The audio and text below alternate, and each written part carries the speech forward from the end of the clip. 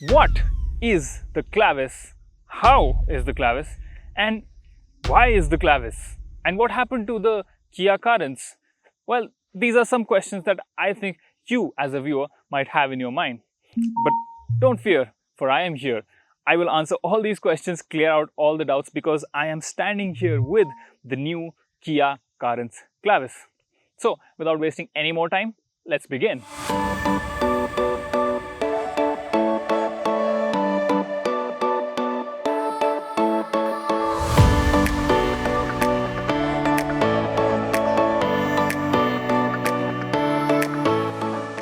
So what Kia wants to do with the Carens Clavis and the Carens is something that Maruti did with their Ertiga and the XL6. So this also shares most of its underpinnings with the Carens, and it has the same 3-row layout as well.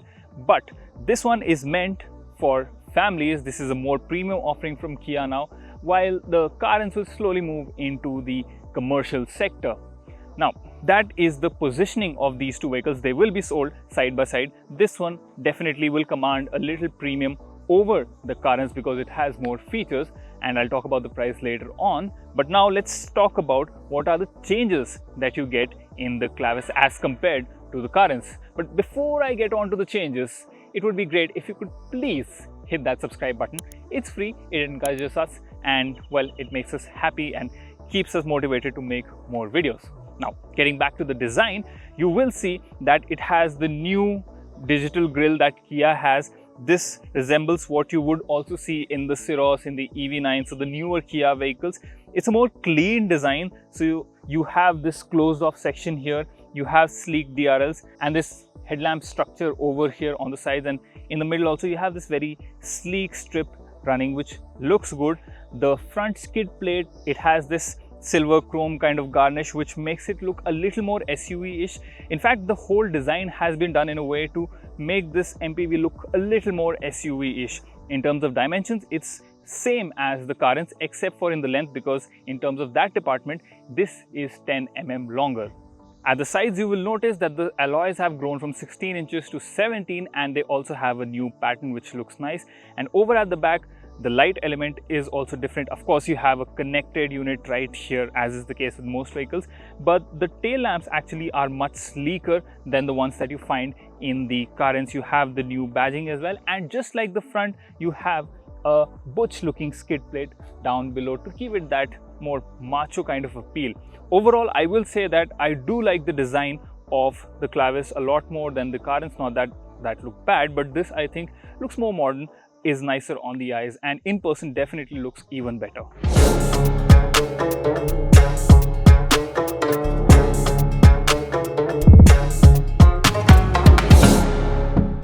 Inside, you will find a new dashboard layout for the Clavis, which looks much more premium and attractive than the one that you saw in the Carens, which looks a little more utilitarian in comparison. I really like the inserts present here and here as well. They really do a good job of enhancing the overall feel of the cabin. Here you will also find a connected island which houses two 10.25-inch screens, one for your instrument cluster and one for the infotainment system. And the infotainment system has grown from 8 inches to 10.25 now. So you have more screen space, you have more connected features as well. And the steering wheel, it looks like the one that you have seen in the Ceros. It's pretty nice to use as well.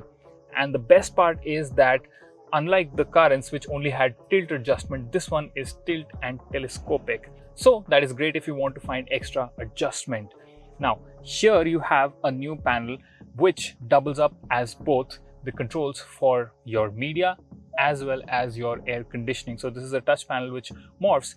It's technologically quite a nice thing, but does take some time to get used to, because if you quickly want to find a button or change a toggle, you will have to look down at the screen and change the settings then.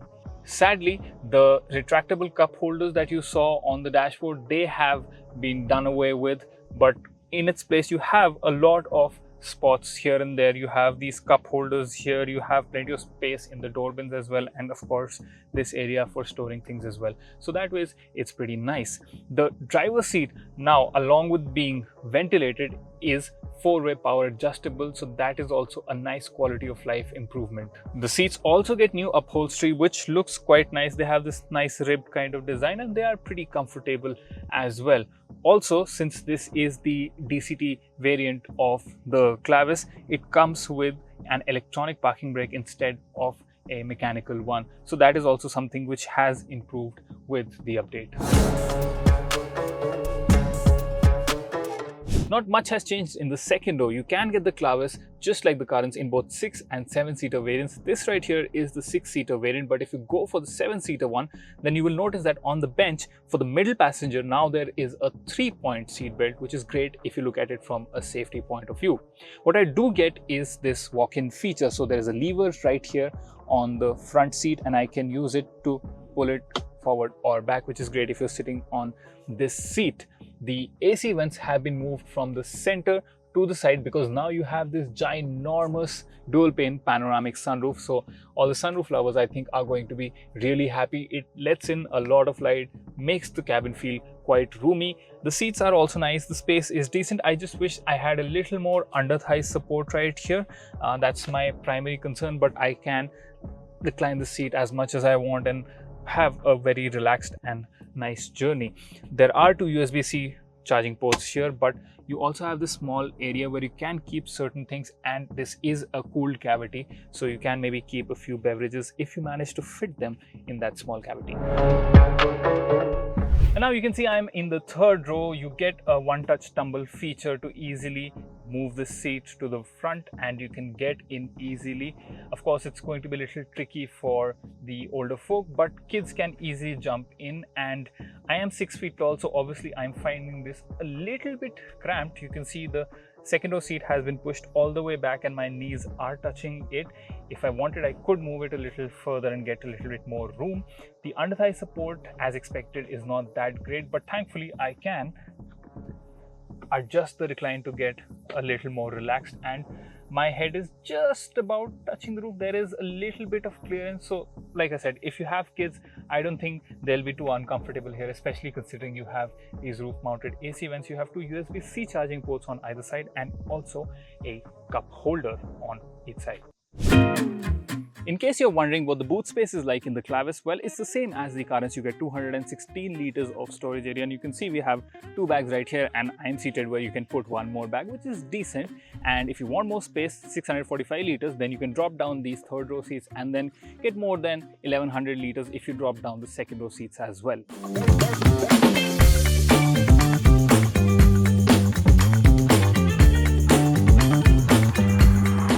In terms of powertrain and gearbox options, the Clavis, just like the Carens, spoils you for choice, because you have the 1.5 litre naturally aspirated petrol, the 1.5 litre turbocharged petrol, and even the diesel. Yes, this is one of the few vehicles in the segment that still comes with a diesel powertrain in this day and age. Now, while the power and torque figures remain the same as before, what is new is that this 1.5 litre turbo petrol now also comes with a manual gearbox option alongside the IMT and the 7-speed DCT, which we have with us right now. The driving experience is also pretty similar to what you found in the Carens. This is quite a relaxed vehicle. The NVH levels are really nice and it gobbles up most of the undulations, and I've not even had any issue with the ground clearance. I went over a few very tall speed breakers and at not even a single point did the car bottom out, so that is pretty good. Kia says that they have tweaked the suspension ever so slightly to account for all the new equipment, but largely the feeling remains the same. The brakes have also received some tweaks to reduce the braking distance, and while I could not really feel that in today's driving, but it's good to know that the brakes are a little more capable than they used to be. You get disc brakes on all 4 wheels. The steering also is amazing. This shape that we saw in the Ciros is good to hold. It's very easy to operate, and most of all, it's very light, especially at parking speeds. It's very easy to turn this around. One of the biggest changes in the Clavis is the presence of 20 level 2 ADAS features, and based on our previous encounter with Kia's calibration of ADAS functions, we know that they work really well, and that has been the case even today. What I really like are the forward collision warning features, as well as the smart cruise control and lane keep assist. These are features which I constantly use when I am on the highway, and I think others will also find them very helpful. Not only does ADAS make your drives safer, it also makes it quite smart and takes away some of your worries of encountering rogue elements out on the road. Now, because it has ADAS, there are multiple cameras around the vehicle which have enabled 360-degree surround view, which is great for parking a big vehicle like this, and it makes parking jobs so much more easier than before. With this update, the Carens badge has definitely become a lot more premium, a lot more desirable. I really like this new design that Kia has brought both on the outside as well as on the inside. The feature set has also been nudged more into modern times, and this is quite a nicely equipped vehicle now, especially considering that it has ADAS now. The only thing that is left to be seen is the price, which we will get to know at a later date. But as I mentioned earlier, this is definitely going to command a premium over the Carens, given that it has more features. I feel that as long as the lower trims are about 50 to 70,000 rupees more than the Carens and the higher trims are about 1.5 lakh rupees, then this is going to be quite a compelling package. In fact, I believe if you are in the market looking for a 3-row vehicle with a lot of features, good styling, and a price tag of less than 20 lakh rupees, this one is going to be hard to pass by. That's all for today's review. If you liked this video, then make sure to hit the like button. I hope I was able to answer all your questions. If I did not, then make sure to mention them in the comments below, and please do subscribe to our channel. I will see you again in the next one. Bye bye.